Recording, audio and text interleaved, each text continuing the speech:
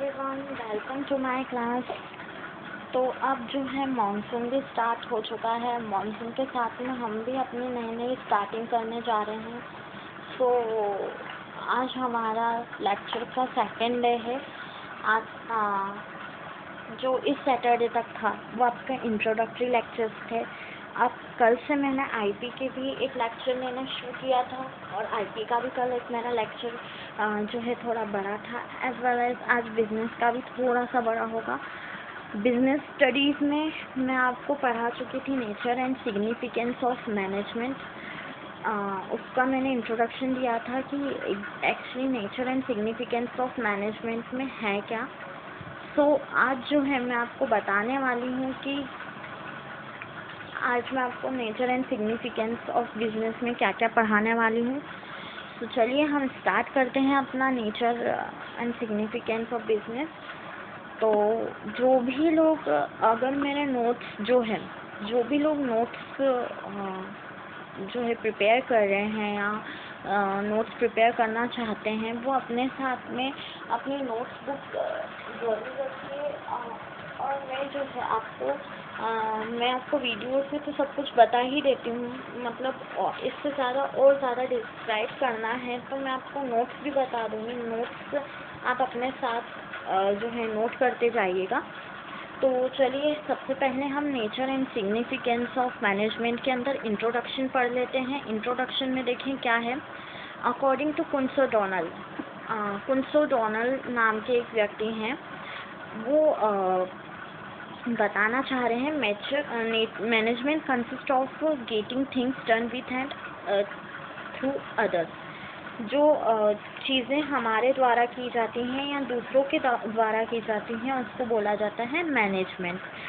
अब एक एग्जाम्पल के तौर पर एक मैनेजर है जो कि एक ग्रुप के ऑब्जेक्टिव को जो है ग्रुप के ऑब्जेक्टिव ये है कि एक मैनेजर को ग्रुप का ऑब्जेक्टिव दिया गया है। ग्रुप का ऑब्जेक्टिव ये है कि उसको अपने ही एफर्ट से उसके जो ग्रुप के मेंबर्स हैं उनके साथ में वर्क करना है।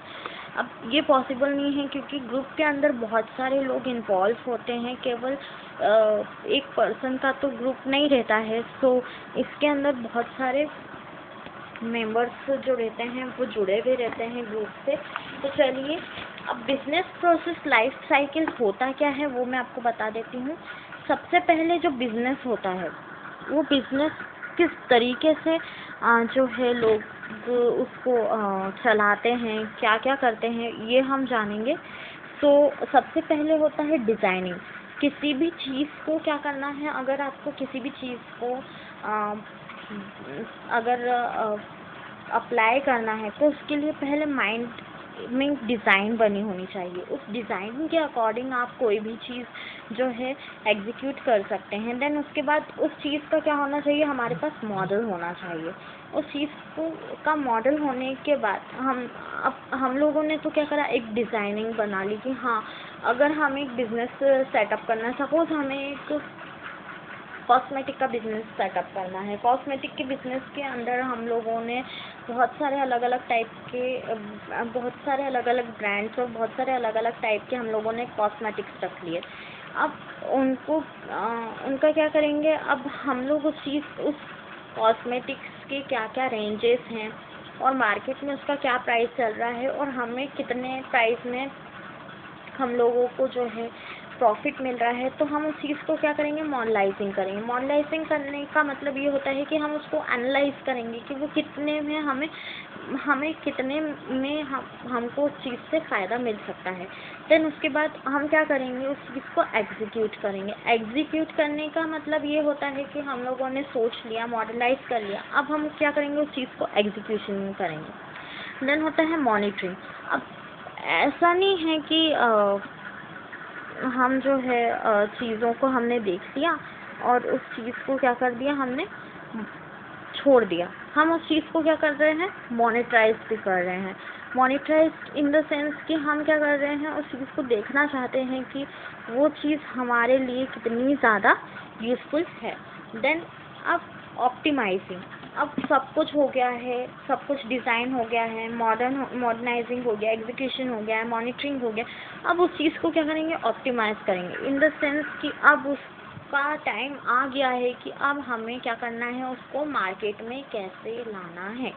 तो ये सब चीज़ें क्या होती हैं, बिजनेस को एक स्टार्टअप करने के लिए एक चीज़ होती है। देन उसके बाद आते हैं मीनिंग ऑफ एडमिनिस्ट्रेशन। नेक्स्ट हमारा टॉपिक है meaning of administration, the face of business enterprises that concern itself with oral determination of institutional objective and the policies necessary to be followed achieving objective।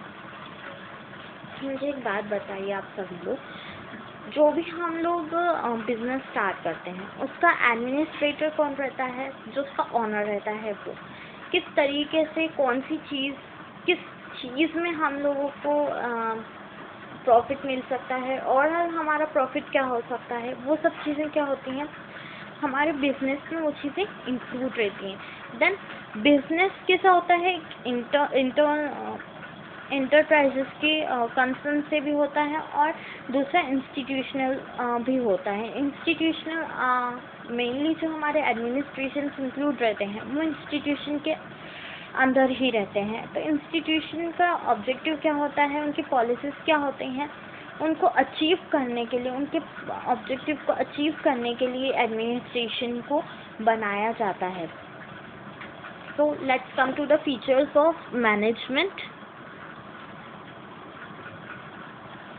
What is the feature of management? Let's see. So the following features are management is a goal oriented। Management क्या है, एक goal oriented है। Goal oriented मतलब कि हमने जो लक्ष्य अपने लिए बनाया है या जो भी हम लोग सोचते हैं माइंड में कि हमें इस बिजनेस से इतना प्रॉफिट होगा, इस इंस्टीट्यूशन से इतना ज़्यादा हमें प्रॉफिट मिलेगा, वो क्या होता है, मैनेजमेंट गोल ओरिएंटेड होता है। नेक्स्ट हमारा होता है यूनिवर्सल प्रोसेस। जो मैनेजमेंट है एक यूनिवर्सल प्रोसेस है, मतलब कि ये दुनिया के हर क्षेत्र में इसका बहुत अच्छा जो है वर्क प्रोसीजर रहता है। Then management is creative. Management is creative का मतलब कि केवल मैनेजमेंट सिर्फ 2-4 लोगों का काम नहीं है कि हाँ हमारे पास काम है तो हमें इसको कैसे मैनेज करना है, नहीं, ये क्रिएटिव प्रोसेस रहती है। Creative process in the sense कि आप इसमें अपना माइंड कितना ज़्यादा अपना माइंड लगा सकते हैं और इस चीज़ को कितना ज़्यादा मॉडिफाई कर सकते हैं, मैनेजमेंट वो चीज़ है। Management is group activity. Management क्या है, एक ग्रुप की एक्टिविटी है। अब अगर मैं और आप हैं तो हम लोग क्या सोच रहे हैं कि हाँ यार हम दोनों जने हैं तो ये कोई ग्रुप नहीं हुआ। ग्रुप होता है 5 से 6 जनों का, उसमें अलग अलग माइंड सेटअप होते हैं। देन उसके बाद उनकी अलग अलग एक्टिविटीज़ होती हैं, उस एक्टिविटी के अकॉर्डिंग हमें क्या मिलता है, एक रिजल्ट मिलता है। मैनेजमेंट इज़ इंटेंजिबल, जिसे हम छू नहीं सकते, हाथ नहीं लगा सकते, लेकिन हम उसे क्या कर रहे हैं, एक बार ऑब्जर्व कर रहे हैं, एनालाइज कर रहे हैं। मैनेजमेंट इज़ एकम्प्लिश्ड एक पूरा का पूरा एक पैकेज है, एक जो है एक ऑप्टिमाइजेशन है कि हाँ अब हमें बिजनेस स्टार्ट कर लिया है, अब हमारा सेटअप होने वाला है, तो अब हमें आगे क्या करना है वो है। देन एक मैनेजमेंट स्टिमुलेट फिनोमेना। अब ये एक स्टिमुलेट फिनोमेना है कि हाँ हमें पता है कि अगर हमने कोई बिजनेस स्टार्ट करा है, हमने बिजनेस स्टार्ट करा है, उसके अंदर हमें एक ओरिएंटेशन, एक गोल लेके चलना है कि जिससे हमें क्या हो सकता है, प्रॉफिट भी हो सकता है, जिससे हमें लॉस भी हो सकता है, और जिससे हमें नो प्रॉफिट नो लॉस, दोनों में से कुछ नहीं हो सकता। तो ये सब चीज़ें क्या होती हैं हमारे लिए एक जो है स्टिमुलेट फिनोमिना की तरह है। मैनेजमेंट इज़ अ प्रोफेशन, ये एक अपने आप में एक बहुत बड़ा प्रोफेशन है। नॉर्मली आजकल मैनेजमेंट को लेकर बहुत सारी जॉब्स हैं, लेकिन इसको अगर आपको प्रोफेशन में लाना है तो इस हिसाब से आपको उसके लिए वर्क करना पड़ता है, और इसके अंदर वर्क डेलीगेंसी का होना बहुत ही इम्पॉर्टेंट रोल होता है। Then management is multi disciplinary. Management एक बहुत ही मल्टी डिसिप्लिनरी है। मल्टी डिसिप्लिनरी मतलब कि इसमें बहुत ज़्यादा अनुशासन होता है कि इस टाइम पर ये काम होना है, इट मीन्स होना है। तो ये एक मल्टी डिसिप्लिनरी प्रोसेस है। Management is continue process. हमें पता है कि मैनेजमेंट में एक कंटिन्यूशन चलती ही रहती है। जैसे कि हमें अब ये करना है, अब अगर हमारे मार्केट में ये चीज़ आ रही है तो अब हमें और ग्राहकों को ये चीज़ और चाहिए तो अब हमें मार्केट में इसको लॉन्च करना चाहिए।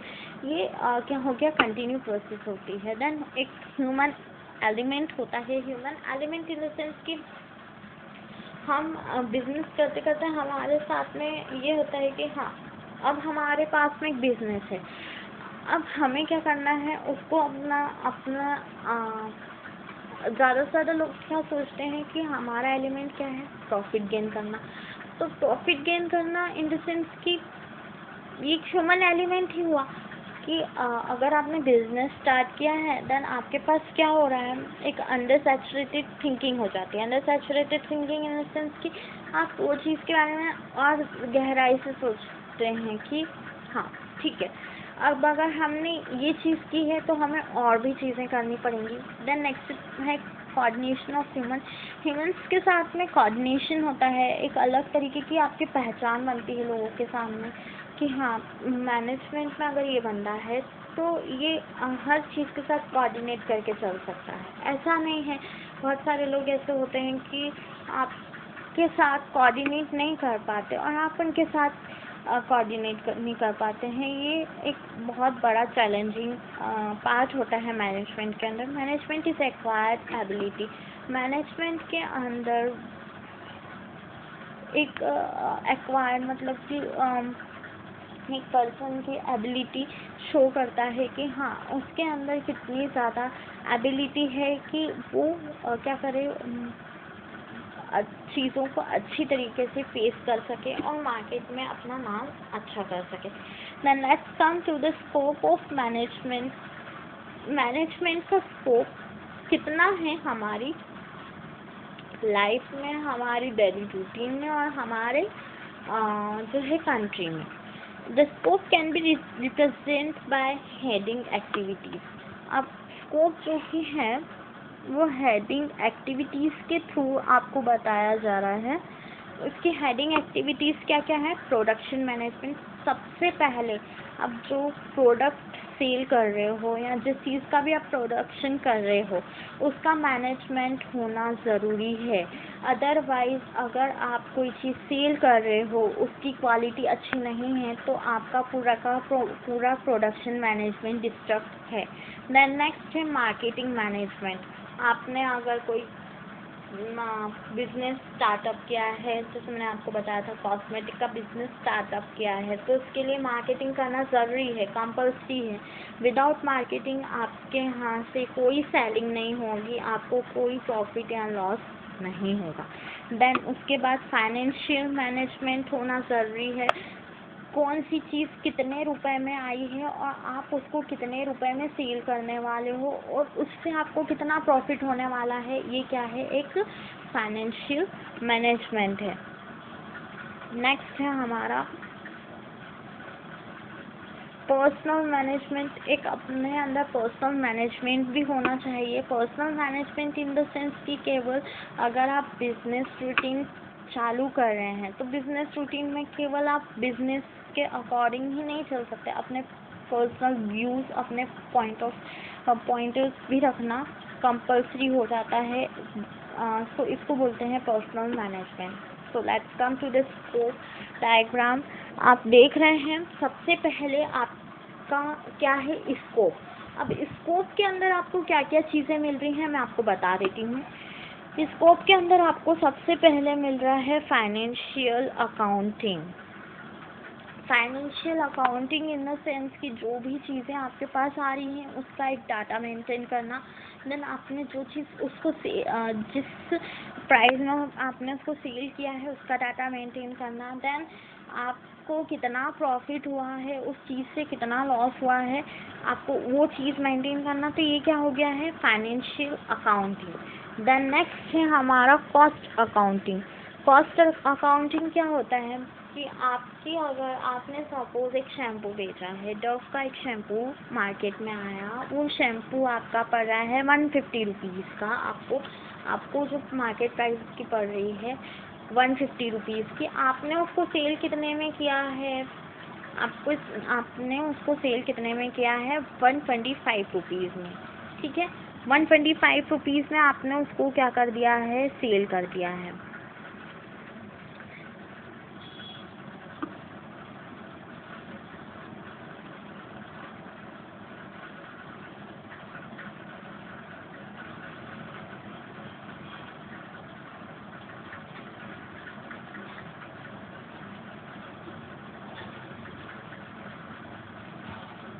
तो आपका उसमें प्रॉफिट कितना है, आपने उसको कितने में सेल किया है 125 रुपीज़, 150 का था, 125 रुपीज़ का आपने उसको सेल किया है, आपको प्रॉफिट कितने में मिल रहा है, आपको पूरा प्रॉफिट मिल रहा है 35 रुपीज़ का आपको पूरा प्रॉफिट मिल रहा है।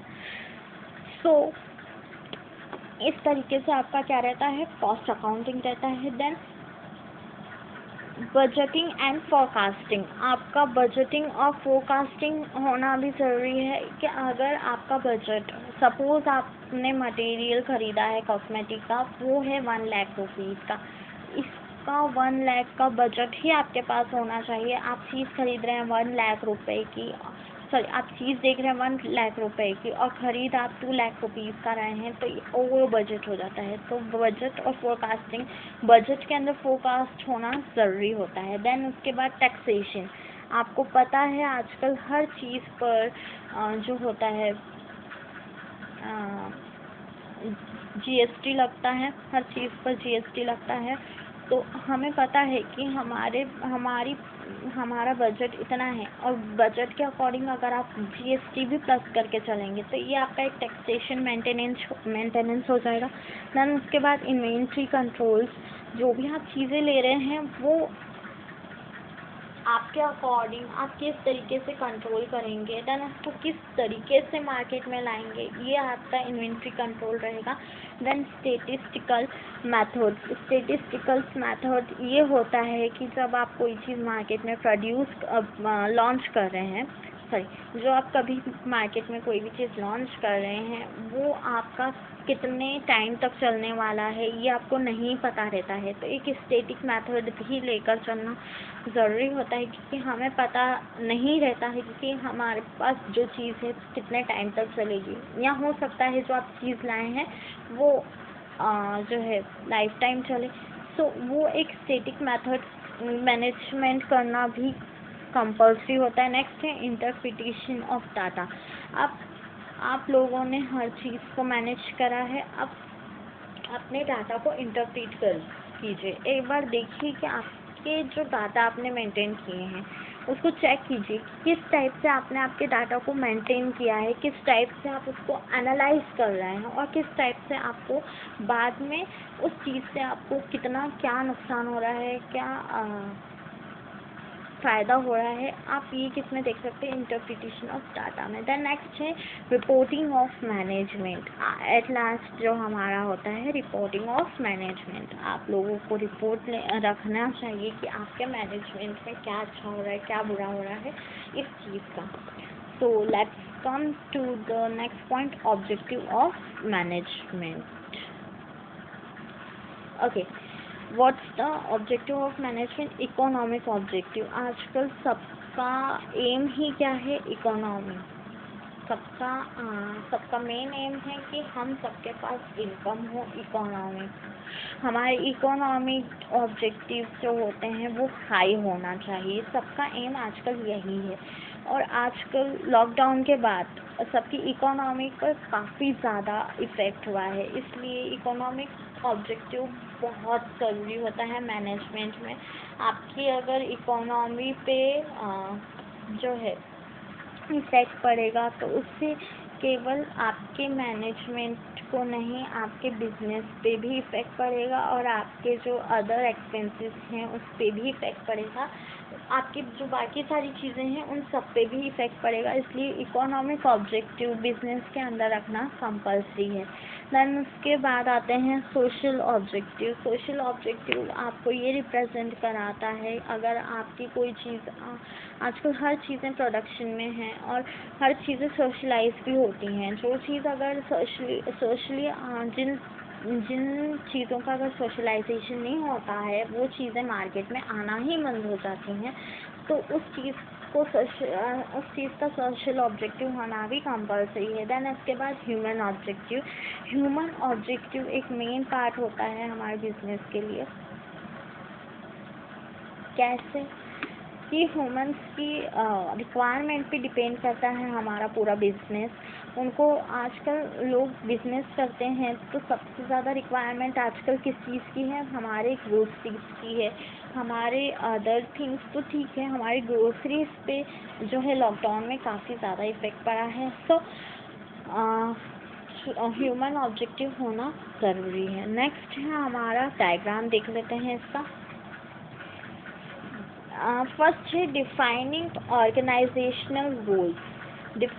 सबसे पहले ऑर्गेनाइजेशन के अंदर हमें कौन से गोल्स अचीव करने के लिए हमने ऑर्गेनाइजेशन को जो है ओपन किया है वो होना ज़रूरी है, उसका डिफाइन होना ज़रूरी है। देन नेक्स्ट है डिटरमाइनिंग एम्प्लॉयज़ और सबऑर्डिनेट ऑब्जेक्टिव।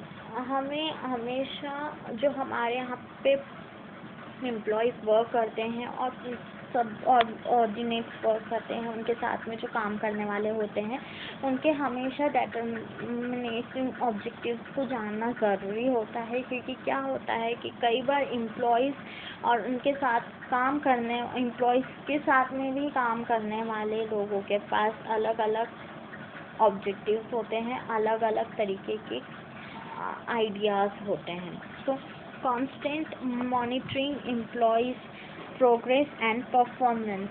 हमेशा ये मेंटेन करना चाहिए कि किस एम्प्लॉय की कितनी प्रोग्रेस है, उसका परफॉर्मेंस कितना है। हमेशा इस चीज़ के ऊपर क्या करना चाहिए, इस चीज़ को मॉनिटराइज करना चाहिए। Then performance evaluation. हमारे मार्केट में अभी तक जो भी चीज़ें का प्रोडक्शन हुआ है उन सब का परफॉर्मेंस क्या रहा है, लोगों का पॉइंट ऑफ व्यू क्या रहा है, ये होना कंपल्सरी। Then providing feedback. हमेशा लोगों से फीडबैक लेना कंपल्सरी होता है, वरना आपको नहीं पता चलेगा कि मार्केट में आपका क्या स्टेटस है चीज़ों को लेकर, या जो भी आपके बारे में लोग सोचते हैं। क्योंकि लोग कई बार बिजनेस करने के अकॉर्डिंग लोगों के पर्सनल अटैचमेंट्स भी हो जाते हैं उनके साथ में, तो पर्सनल रिलेशंस भी बनने लग जाते हैं। रिलेशंस इन द सेंस कि अब वो आपको अच्छे से जानने लगते हैं, आपकी चीज़ों को ज़्यादा से ज़्यादा खरीदते हैं, तो इसके लिए फीडबैक होना ज़रूरी है। Then performance appraisal.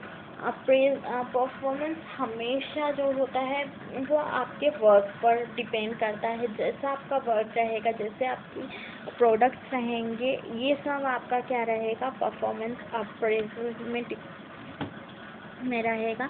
देन आप आते हैं उनके ब्रीफ नोट्स पर। जो भी आपको नोट करना है, मैं आपको इम्पोर्टेंट कुछ के पॉइंट्स बता रही हूँ, जिनको भी नोट करना है तो प्लीज़ अपनी नोट कॉपी अपने साथ में रखें। मैं आपको जो बताऊँगी आप वो नोट करते जाएंगे। देन फर्स्ट तो लिखेंगे aspect of management and activity. Aspect of management and activity. Aspect of management of and activity का मतलब है कि मैनेजमेंट के अंदर क्या क्या ऐसे एस्पेक्ट्स हैं जिसको हम इजीली मैनेज कर सकते हैं। फर्स्ट पॉइंट लिखेंगे, जो भी लिख रहे हैं, इंटरपर्सनल रोल। इंटरपर्सनल रोल जो होते हैं, इंटरपर्सनल रोल जो मैंने आपको बताया है कि बिजनेस करने पर आपके कुछ पर्सनल अटैचमेंट्स हो जाते हैं कस्टमर से, और वो आपकी चीज़ें बार बार खरीदते हैं, तो ये इसे बोला जाता है इंटरपर्सनल रोल्स। देन नेक्स्ट आते हैं डिसीजन मेकिंग रोल।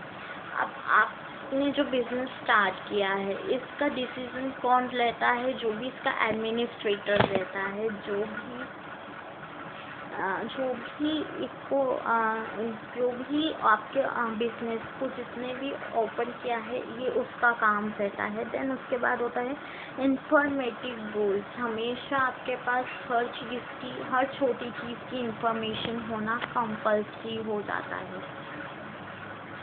सो अगर ऑर्गेनाइजेशन में देखें तो बहुत सारे इंफॉर्मेशन और उसके ट्रांसमिट जो होते हैं वो लोगों तक फैलाए जा सकते हैं। ऑर्गेनाइजेशन में कई सारी चीज़ें होती हैं जैसे प्लान्स, पॉलिसीज़, एक्शन, वैल्यूज। अब प्लान्स और पॉलिसीज़ तो नॉर्मली प्लान्स तो सभी लोग बनाते हैं, पॉलिसीज़ भी सबकी अलग अलग रहती हैं, एक्शन सबका अलग रहता है, कुछ ड्रास्टिक रहता है और कुछ नॉर्मल रहता है। और values as per products and as per production. Okay, so management is process or function. It's an important part of the chapter, so please note that the management is a process or function. So जो भी note down कर रहे हैं उनके लिए है ये। Management describe as a process. Management describe as a process. Management को कैसे डिस्क्राइब किया गया है? प्रोसेस से डिस्क्राइब किया गया है। बिकॉज ऑल मैनेजर्स क्योंकि इसके सारे managers irrespective of their individual abilities and aptitudes, मतलब कि इसके जो भी मैनेजर्स रहते हैं वो सारे क्या रहते हैं, अपने आप के एबिलिटीज़ और अपने आप के एप्टीट्यूड से ही आगे बढ़ते हैं। Then are concern with inter related activities with a new achieve that desired goals. ये किस लिए होते हैं? ये इसलिए होते हैं जो भी उनकी एक्टिविटीज़ होती हैं वो उनके जितने भी गोल्स को अचीव करने में वर्क करते हैं। Okay, according to Henri Fayol के अकॉर्डिंग क्या हो रहा है?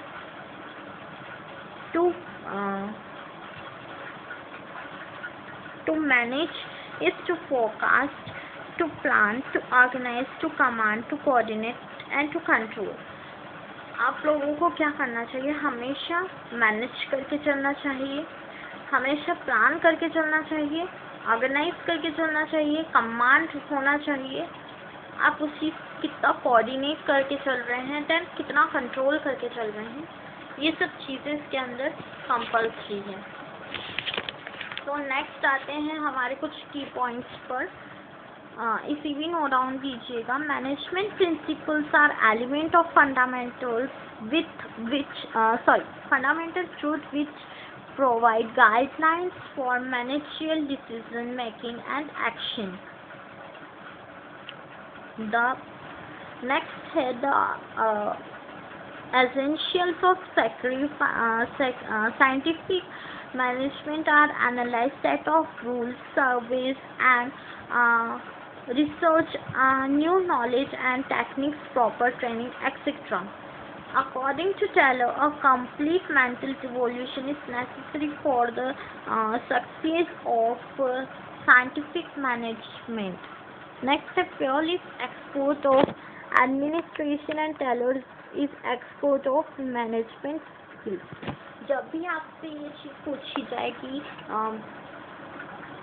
पेयल किस चीज़ के एक्सपर्टाइज थे, तो पेयल जो कि थे एक एडमिनिस्ट्रेशन के लिए जो है एक्सपर्टाइज थे, और जो टेलर थे वो मैनेजमेंट के लिए एक्सपर्टाइज थे। तो बाकी की चैप्टर्स के पॉइंट्स थे हम उसको डिस्कस करेंगे। तो इसे हम और आगे डिस्कस करेंगे। तो हमारा जो भी नेक्स्ट लेक्चर रहेगा आप उसको ज़रूर देखिएगा, ज़रूर सुनिएगा। जो भी मेरी क्लासेस को सुनते हैं, समझते हैं, वो अलग पे आपके लिए एक रिवीजन लाया जाएगा, उसमें मैं आपको ये सब चीज़ें एक साथ जो है डिस्कस कर दूँगी। देन नेक्स्ट जो हमारी क्लास रहेगी उसमें मैं आपके आगे के टॉपिक्स जो है आपको बताऊँगी। Thank you so much.